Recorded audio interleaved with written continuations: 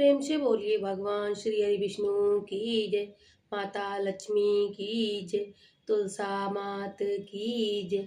प्रिय भक्तों, आज मोहिनी एकादशी द्वादशी पारण के दिन हम सब सुनेंगे तुलसी माता की कथा।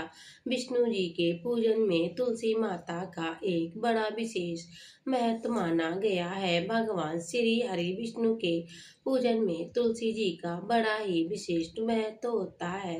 भगवान के ऊपर तुलसी पत्र चढ़ाना और वृद्धि होती है। लगाते समय भगवान की तुलसी दल इसे भगवान विष्णु अत्यंत प्रसन्न होते हैं और भक्तों की मनोवांछित फल प्रदान करते हैं। जहाँ पर भी तुलसी जी का वृक्ष होता है वहाँ पर यमदूत कभी नहीं आ सकते हैं। वह सच्ची श्रद्धा भक्ति के साथ तुलसी माता का पूजन करते हैं। वृक्ष के नीचे दीपक जलाते हैं। इससे तुलसी माता अत्यंत प्रसन्न होती है और भक्तों की सारी इच्छाएं पूर्ण करती है। और सनातन परंपरा हम यही है कि जिसके आंगन में तुलसी का पौधा लगा है उनकी पूजन करते हैं। तुलसी का पौधा जिसे वह गुण होता है, साथ ही यह घर में वासुदेव समाप्त करता है। भगवान श्री हरि विष्णु को अति प्रिय है। मान्यताओं के अनुसार तुलसी के पौधों को माता लक्ष्मी जी की स्वरूप माना जाता है। तुलसी के साथ शालिग्राम घी का विवाह करवाया जाता कार्तिक के महीने में होता है और भगवान शालिग्राम व तुलसी माता का पूजन किया जाता है। भगवान शालिग्राम की पूजन के स्वरूप की आराधना से भक्तों के जीवन में सुख और समृद्धि का वास होता है। मोहिनी एकादशी द्वादशी के दिन हम सब सुनेंगे तुलसी माता की कथा। आप मोहिनी एकादशी द्वादशी को ब्राह्मण दक्षिणा अन्न वस्त्र दान आदि कर देना चाहिए और आपको श्रद्धा और सामर्थ्य के अनुसार हम सब द्वादशी को पारण के दिन तुलसी माता की कथा सुनते हैं। तो प्रेम से बोलिए तुलसी मात की जय। भगवान शालिग्राम की जय। भगवान श्री हरि विष्णु की जय। लक्ष्मी माता की जय। श्रीमद् भागवत देवी की जय। इससे अवतरण एक दिव्य लीला कथा बताई गई है। एक बार भगवान शिव ने अपने तेज को समुद्र में उसे तेज महातेज बालक के रूप में जन्म लिया और बालक आगे चलकर जालंधर के नाम से विख्यात की राजधानी लंदन नगरी वृंदावन के विवाह जालंधर से हुआ। उधर महाराज अपनी सत्ता के मद में चूर होकर वह माता लक्ष्मी को पाने की कामना से युद्ध किया, परंतु माता समुद्र से उत्पन्न होने के कारण माता लक्ष्मी ने उसे अपना भाई के रूप में स्वीकार कर लिया। फिर जालंधर वहाँ से पराजित होकर अवधिभीत पार्वती को पाने की लालसा से कैलाश पर्वत पर चल पड़ा और भगवान देवाधिदेव महादेव का रूप धारण कर वह माता पार्वती के समीप जा पहुंचा, परंतु माता पार्वती ने अपने योग बल से उसे तुरंत ही पहचान लिया और इसके बाद माता पार्वती वहाँ से अंतर्ध्यान हो गई।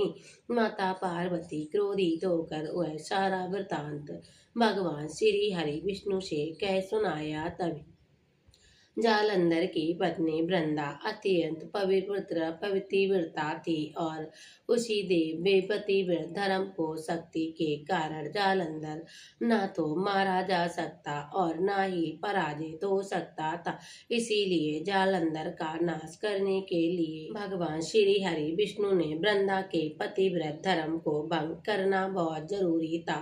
इसीलिए वह भगवान श्री हरि विष्णु उसी का वेश धारण करके उस वन में पहुंचे जहाँ तुलसा अकेली वृंदा अकेली भ्रमण कर रही थी। भगवान के साथ दो मायावी राक्षस भी थे जिन्होंने देखकर वृंदा भयभीत हो गई। प्रसिद्ध जिंदा के समस्त दोनों को भस्म कर दिया। व्यक्ति को कैलाश पर्वत पर महादेव के साथ युद्ध कर रहे अपने पति जालंधर के बारे में भगवान श्री हरि विष्णु से प्रति प्रसन्न होकर पूछा, लेकिन जालंधर के बारे में जानने माया जाल से दो बानर प्रकट हुए। एक बानर के हाथ में जालंधर का सिर और पीछे दूसरे हाथ में जालंधर का सिर पर धड़ था। ये दशा देखकर वह मूर्छित होकर गिर पड़ी और बाद में जब होश आया तो उसने ऋषि रूपी भगवान से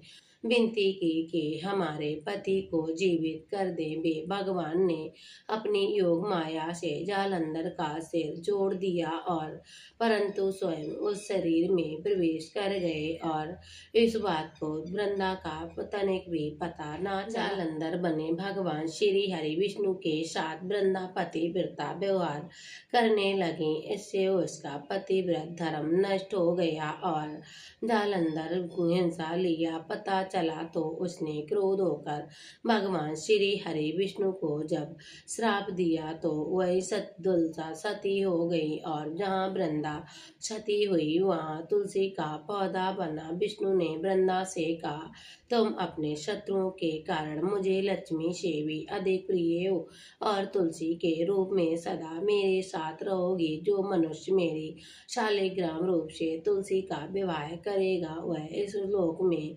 परलोक में इसको प्राप्त हो जाएगा और जिस घर में तुलसी होगी वहाँ यमदूत कभी भी अश्मय नहीं आ सकते।